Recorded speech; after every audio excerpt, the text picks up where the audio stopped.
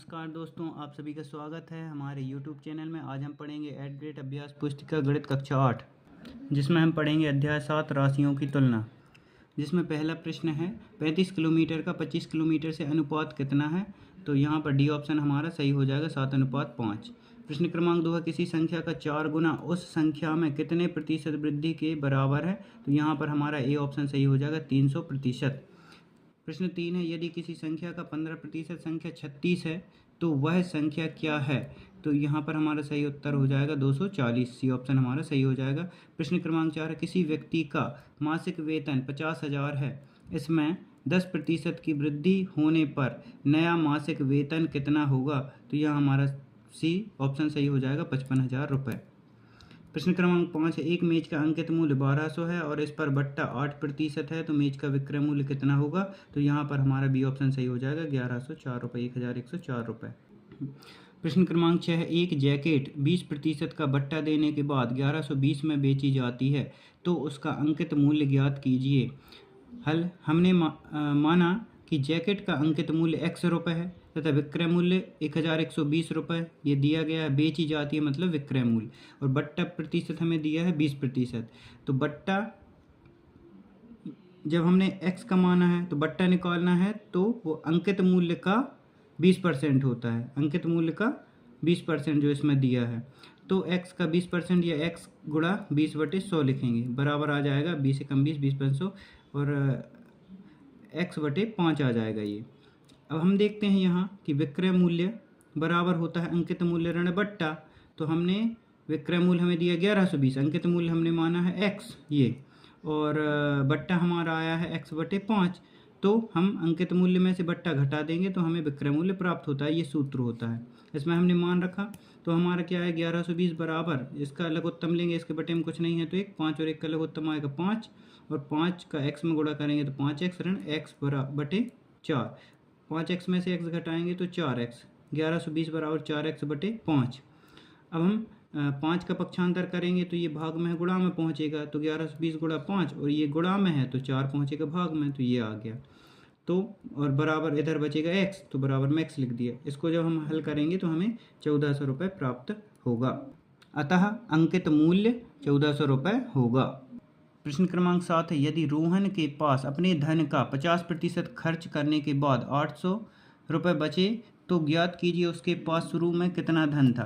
तो कुल धन यदि हमें निकालना है तो जितना हम खर्च करते हैं और जितनी बचत होती है दोनों को जोड़ देंगे तो कुल धन निकल आता है। और हम मानते हैं कुल धन कितना भी हो उसे 100% मानते हैं।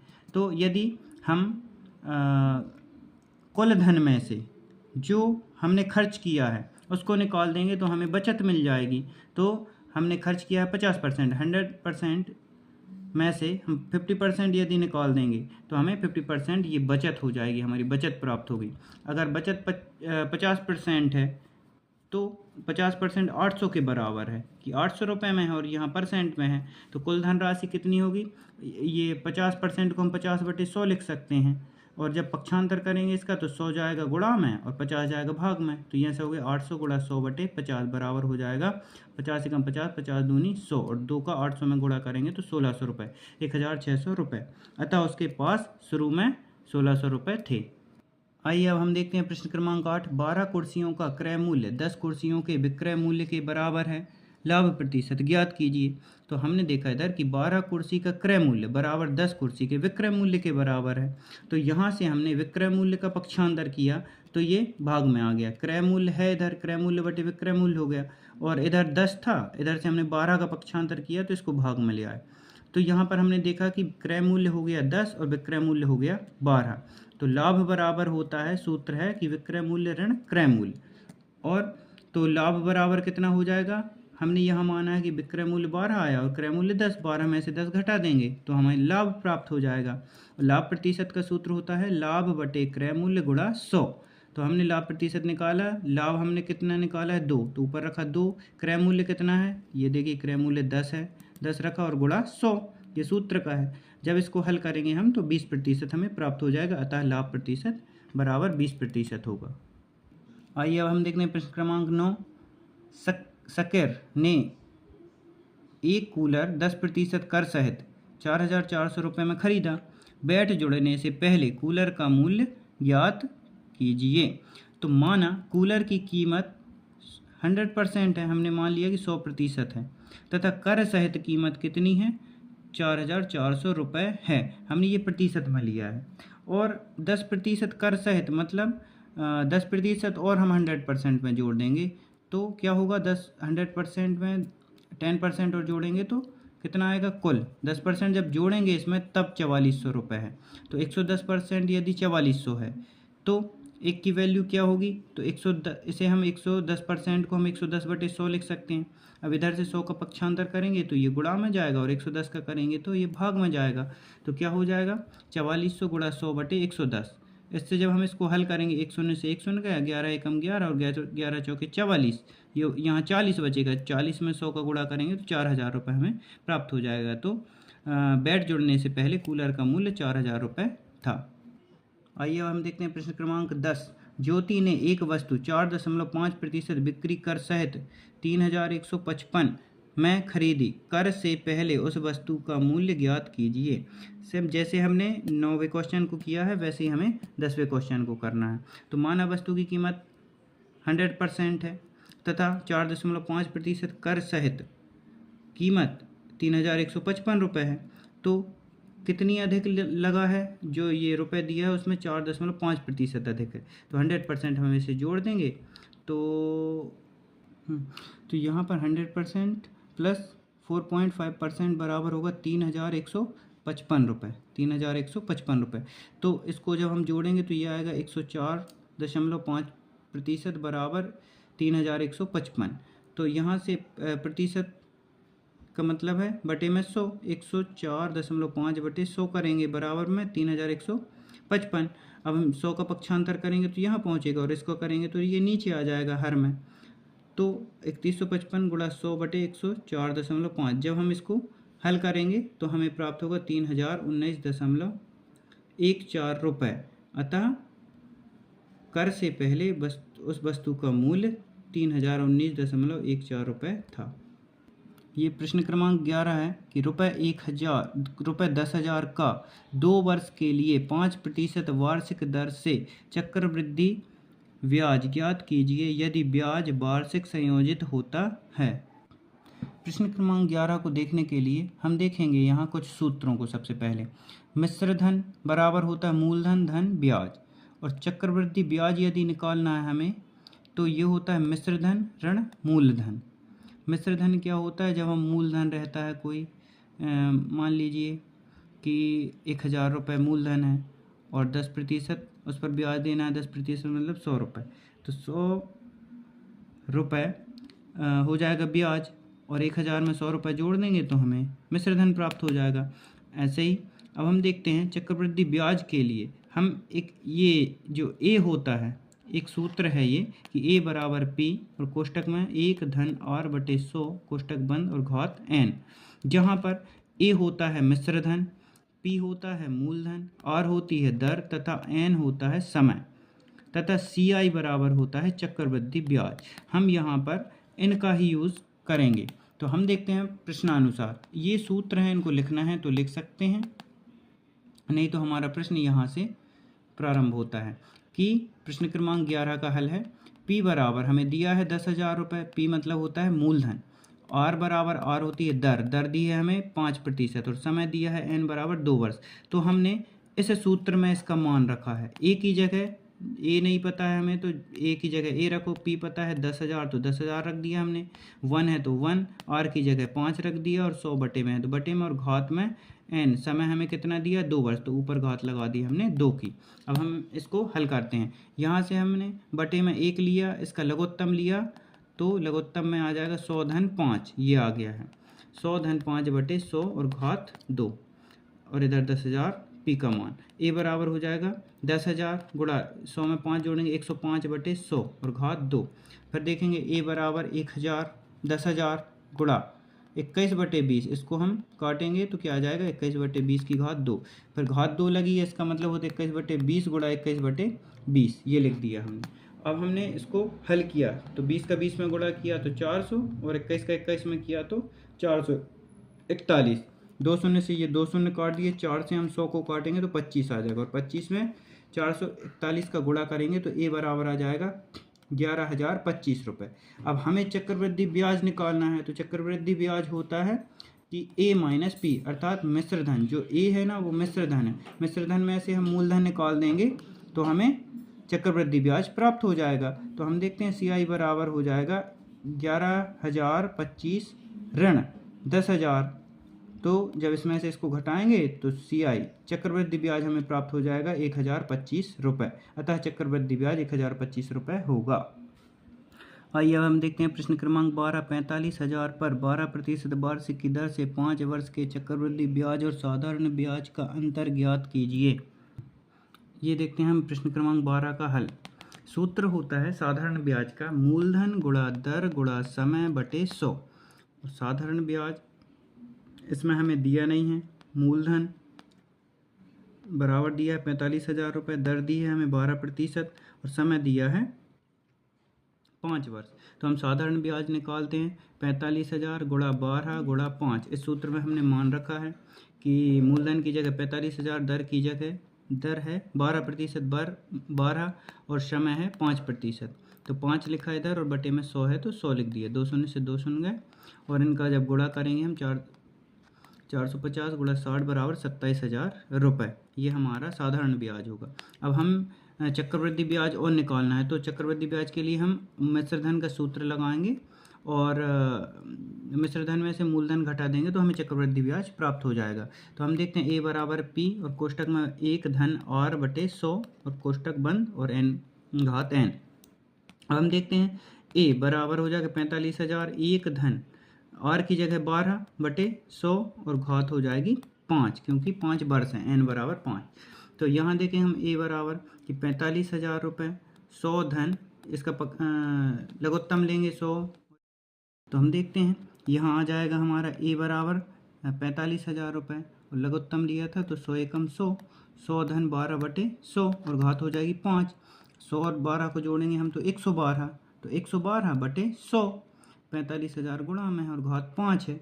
तो जब हम इसको काटेंगे तो यह ऊपर आ जाएगा 28, नीचे आ जाएगा 25। तो ये बन जाएगा हमारा ए बराबर 45,000 गुणा 28 बटे 25 और घात हो जाएगी 5 की।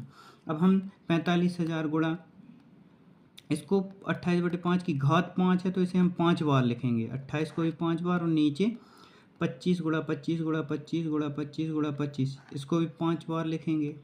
तो जब हम इसको हल करेंगे पूरे को, सबसे पहले हमने 5 से इसको काटा तो 9,000 आ गया, 5 25 हो गया, फिर 5 से काटा इसको तो 1800 बार कटा ये, और फिर हमने फिर 5 से काटा तो ये 360 आया और फिर 5 से काटा 360 को तो 72 आ गया।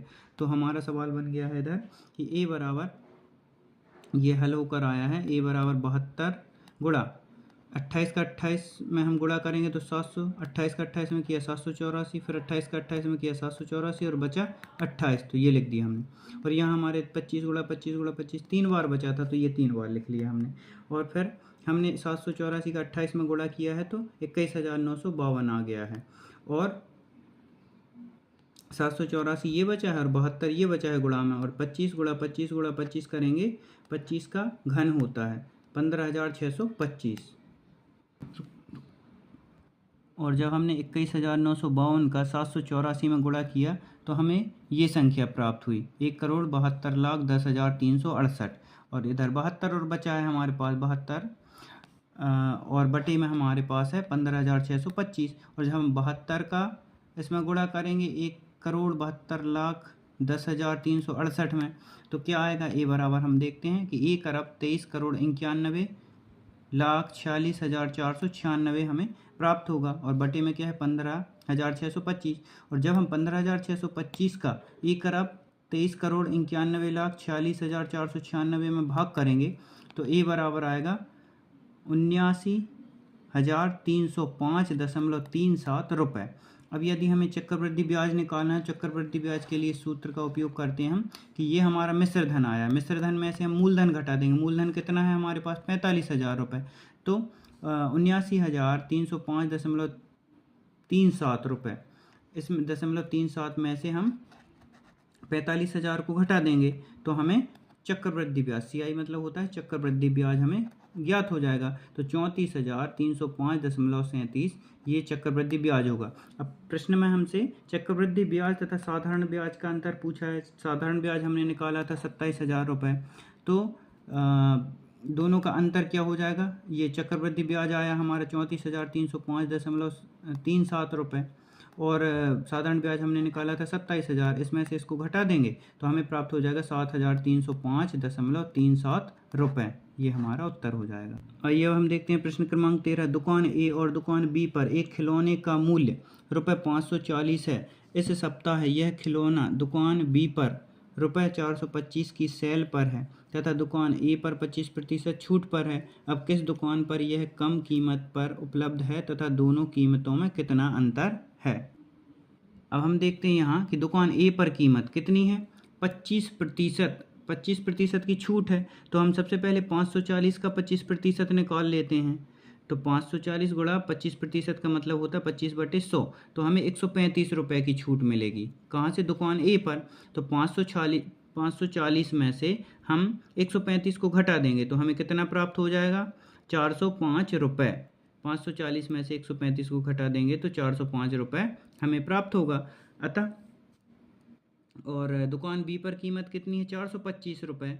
तो हमें कहाँ पर ज़्यादा फ़ायदा होगा? तो अतः दुकान ए पर वस्तु की कम कीमत है, तो बस दुकान ए पर से हम खरीदेंगे क्योंकि दुकान ए पर कम कीमत है। और दोनों में कितना अंतर है? तो 425 में से हम 405 को घटा देंगे तो 20 रुपये का अंतर है। आइए अब हम देखते हैं प्रश्न क्रमांक 14। 2% वार्षिक की दर से बढ़ते हुए 2023 के अंत में एक गांव की जनसंख्या 37,500 हो गई। वर्ष 2025 के अंत में जनसंख्या कितनी होगी? इन प्रश्नों को भी हम ये मिश्रधन वाले सूत्र से करते हैं, जो चक्रवृद्धि ब्याज वाले सूत्र होते हैं ना, उनसे इन सवालों को हम हल करते हैं। तो 2023 में जनसंख्या 37,500 थी। दर कितनी थी? 2%। 2023 से 2025 तक समय कितना होगा? 2 वर्ष।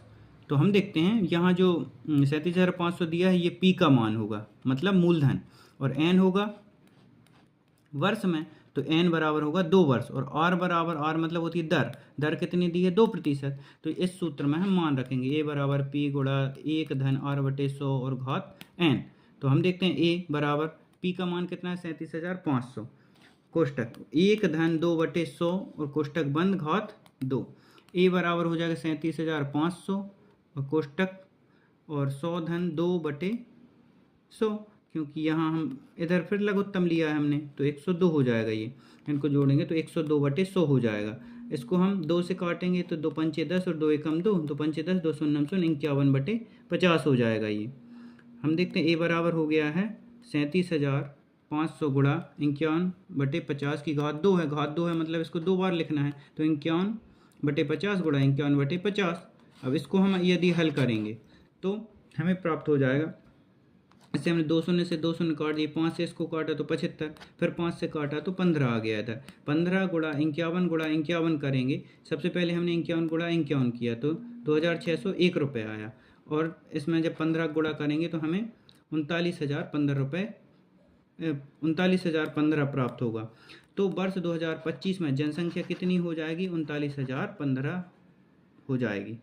आइए अब हम देखते हैं प्रश्न क्रमांक 15। अपने परिवार के मासिक व्यय का रिकॉर्ड रखने हेतु अपने माता पिता से चर्चा कीजिए और नीचे दी गई तालिका अनुसार जांच पुस्तिका बनाइए। आप अपनी आवश्यकता अनुसार प्रविष्टियों को बदल सकते हैं। माह अगस्त, हम अगस्त का विवरण दे रहे हैं और ये हमने एक उदाहरण स्वरूप लिया है। आप अपने घर में चर्चा करके और आपकी मासिक आय कितनी है और उसमें खर्च कहाँ कहाँ होता है उसका विवरण आप दे सकते हैं अपने हिसाब से। ये हमने उदाहरण स्वरूप देखा कि हमने ये दिनांक डाल दी कि 30/8 में हमने मकान का किराया दिया था, फिर 30/8 में शिक्षा पर व्यय किया था। ऐसे यहाँ हमने दिनांक डाल दी हैं। और यहाँ पर हमने देखा मकान का किराया 4,000 रुपये दिया, शिक्षा में व्यय किया 2,000, किराना दिया हमने 3,000, गैस और बिजली पर 1,500 रुपये, फल और सब्जी दूध पर 1,500 रुपये खर्च किए, मोबाइल रिचार्ज पर 500 रुपये और मनोरंजन पर व्यय किया हमने 2,000 रुपये और अन्य पर 500 रुपये खर्च किया। तो हमने देखा कि 15,000 रुपये इसका टोटल आया, 15,000 रुपये। यदि हमने इतना खर्च कर दिया और 20,000 हमारी आय है तो बचत कितनी होगी? हमारी बचत होगी 5,000 रुपये, क्योंकि 20,000 में से 15,000 गए तो 5,000 बचेंगे हमारे पास। तो हम इन प्रश्नों के उत्तर इसमें से देंगे कि कुल आय का कितने प्रतिशत शिक्षा पर व्यय किया जाता है। शिक्षा पर व्यय कितना कर रहे हैं हम, 2,000। कुल आय कितनी है, 20,000। तो 2,000 बटे 20,000 गुणा 100। गुणा 100 इसलिए किया है क्योंकि इसको हमें प्रतिशत में बदलना है, यहाँ प्रतिशत पूछा है इसलिए गुणा 100 का किया है। तो जब हम 2,000 बटे 20,000 गुणा 100 करेंगे तो ये देखिए 4 शून्य है, तो 3 शून्य तो ये गए, 1 शून्य गया ये, और 2 से 2 कैंसिल, तो 10% शिक्षा पर व्यय किया गया। प्रश्न क्रमांक 2 है, परिवार की आय का कितने प्रतिशत भाग बचत है। तो हम देखते हैं 20,000 में से हमने 15,000 घटाया तो 5,000 बचत। अब इसे 5,000 को यदि हमें प्रतिशत में बदलना है तो हम क्या करेंगे, 5,000 बटे कुल आय कितनी है हमारी, 20,000 गुणा 100 बराबर हो जाएगा 25% बचत है। अब हम देखते हैं प्रश्न क्रमांक 3, आप अपने परिवार की बचत कैसे बढ़ा सकते हैं। तो परिवार के हम व्यय को, खर्च को यदि कम कर देंगे तो हमारी बचत बढ़ जाएगी। चलिए अगले अध्याय के लिए हम अगली वीडियो में मिलते हैं। धन्यवाद।